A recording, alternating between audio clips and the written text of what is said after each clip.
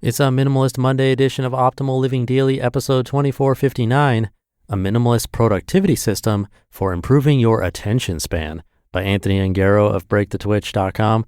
And I'm Justin Malik, your narrator. And yesterday it was my brother's birthday. Today it's my mom's birthday. And unfortunately, I have to fly out of town today. So hopefully this message, makes up for that a little bit. I know she'll hear it since she listens daily. So happy birthday, Mom. I love you. And with that, we're going to get right to another post as we optimize your life. A Minimalist Productivity System for Improving Your Attention Span by Anthony Ongaro of BreakTheTwitch.com. Productivity. Systems. If those words don't get you all kinds of riled up, I don't know what will. I'm kidding. Unless you're a total productivity nerd, these words probably elicit a reaction that would more quickly have you click away from this article than anything else.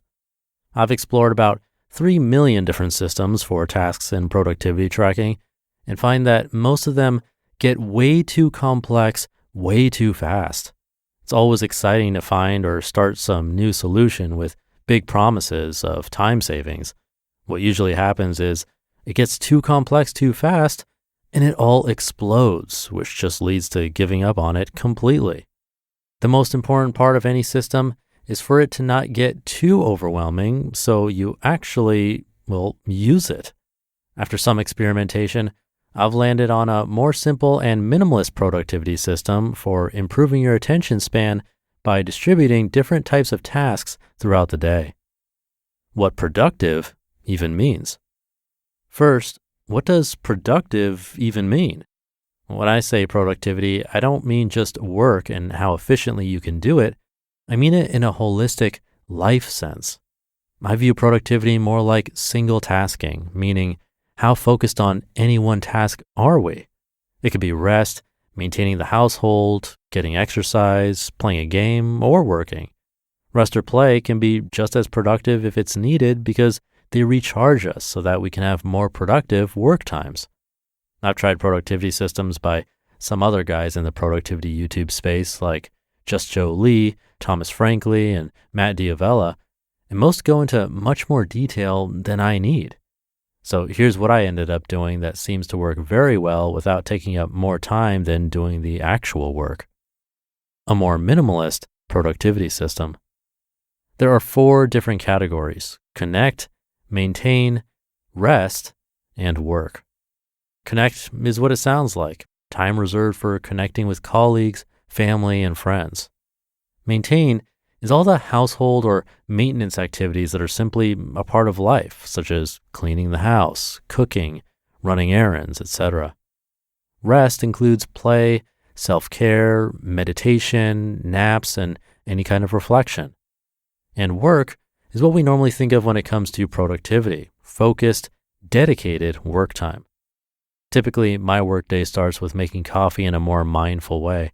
I consider it as a rest activity since it's a peaceful and meditative routine for me. I often will then take a short break to play a chess game after the focused work session to recharge a bit. Especially with the pandemic, I always try to make sure I have enough connect sprinkled throughout my week, like a call I had recently with my friend Kate Flanders about her newest book. However, I also make sure there aren't too many connect activities during the day since all that talking doesn't usually get much done. I then have another work block, like writing a newsletter, next on the calendar, followed by maintain activities such as making food or exercising. Note that the blocks on the calendar don't need to be perfect.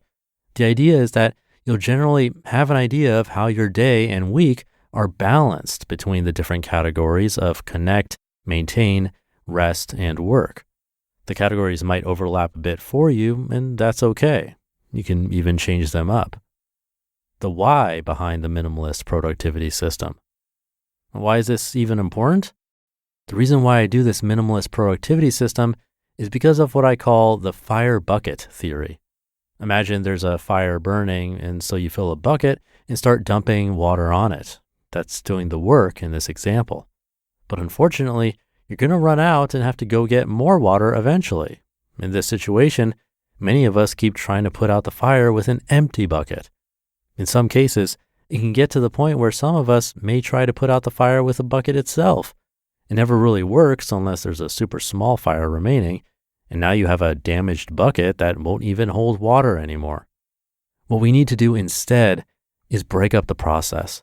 Take a step back from the work, get more water, and then return back to the fire. It's going to be so much more effective than chopping trees with a dull axe, if you prefer the sharpen the axe analogy instead. It's the same kind of idea. Keeping the system flexible and sustainable. Splitting up your day in the 4 categories of connect, maintain, rest, and work helps you to keep that balance for yourself. It helps you to continue to prioritize the activities that often get deprioritized when life gets busier. We will have more focus and energy to give to our work when we split our days and weeks up. This minimalist productivity system is meant to be flexible. Every day is different for me. I don't have a perfect 5-day work system.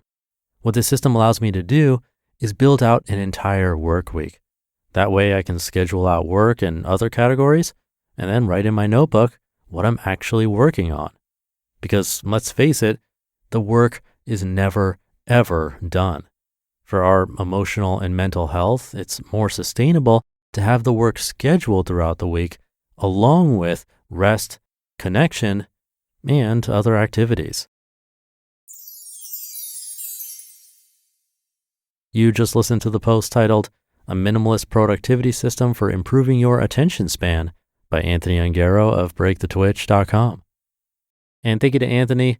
I could definitely relate to this idea of a system becoming overwhelming and way too complex, way too fast. We all have different tastes and levels of comfort with these things. Some like to write things down. Some like to keep things totally digital. And what works for me might not work for you. As an example, with me personally, I heard about bullet journaling from articles I've read right here on this show before. So I figured, why not give bullet journaling a try? It works for millions of people. So I got out, found the perfect journal that I thought would be right for bullet journaling. I got the right pen. But boy, was that too much for me. I did it consistently for a bit to give it a fair try, but found that I kept moving tasks from one day to the next that were sort of nice to do, but not really that important. But I still eventually wanted to do them. I just found myself writing them on the next page over and over again, wasting time writing it down because it would take months before I actually got it done. It just didn't work for me, even though, again, many people swear by it and love that system. Now, I wouldn't have known, though, unless I tried it. And same goes for the system Anthony talked about in this post. If it sparked something in you, well, give it a shot. And if it doesn't work, worst case scenario is that you learned a little more about yourself and what probably would work. So keep at it, keep testing, have a nice and productive day, and I'll see you tomorrow where your optimal life awaits.